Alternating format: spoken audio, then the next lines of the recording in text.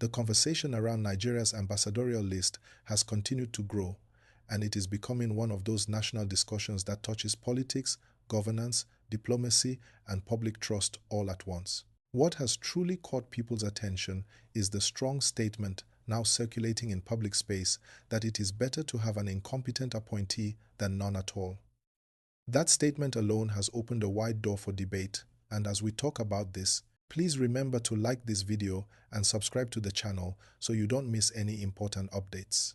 Your support helps us keep bringing you clear and timely stories like this one. The issue did not just appear overnight. For months, Nigeria operated without a full ambassadorial list, and this created gaps in how the country was officially represented in many foreign nations. When a country does not have ambassadors in place, diplomatic work still continues, but it does so in a limited way. Decisions take longer, influence is reduced, and opportunities that require high-level representation may be missed. This delay was already a concern for many Nigerians, especially those living abroad who often rely on embassies for support and protection.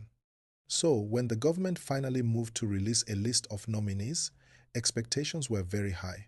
Many people hoped to see experienced diplomats, respected professionals, and individuals with strong international exposure. As you're listening, don't forget to like this video and subscribe, because we will continue to break down these national issues in a way that is easy to understand. However, once the list became public, reactions came quickly and strongly. Some Nigerians welcomed the move, saying at least the country is no longer standing still. Others raised serious questions about the competence, background, and public image of some nominees.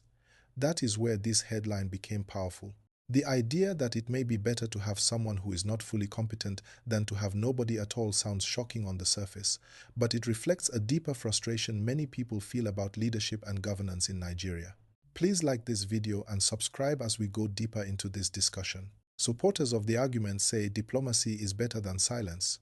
In their view, having someone present, even if imperfect, is better than leaving Nigeria without a strong voice in key countries. They argue that diplomacy is not done in isolation, and even a politically appointed ambassador still works with career officers, advisors, and trained staff within the embassy. According to this perspective, the system itself can guide and correct individual weaknesses. They also argue that political appointees often have direct access to the presidency and power structures, which can sometimes help move things faster at the international level.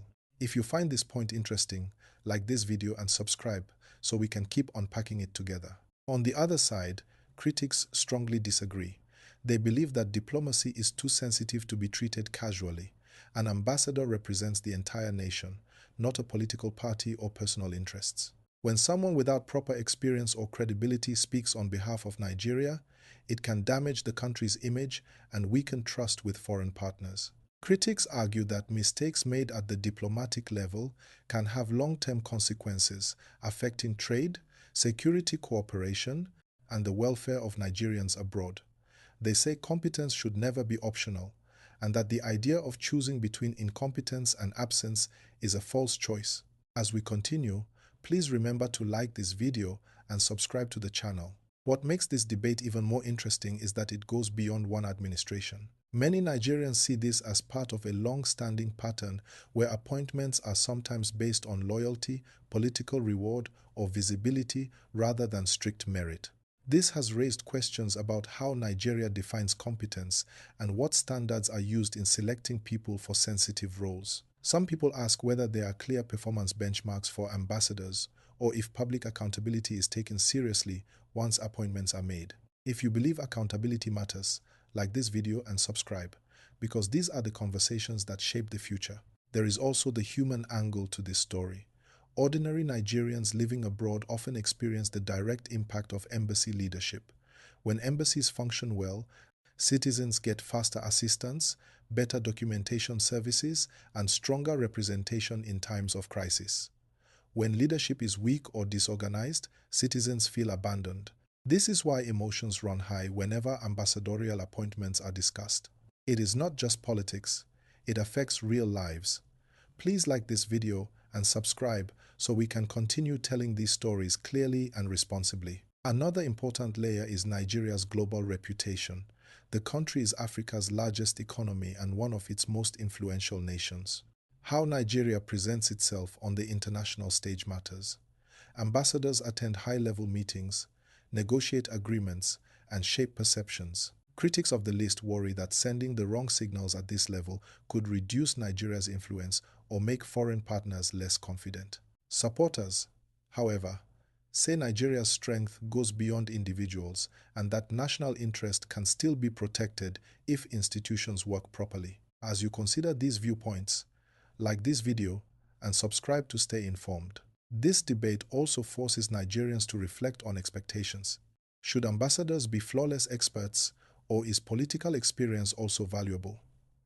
Is there a balance between professional training and political trust? And most importantly, how can Nigeria ensure that whoever is appointed performs effectively and responsibly? These are not easy questions, but they are necessary ones.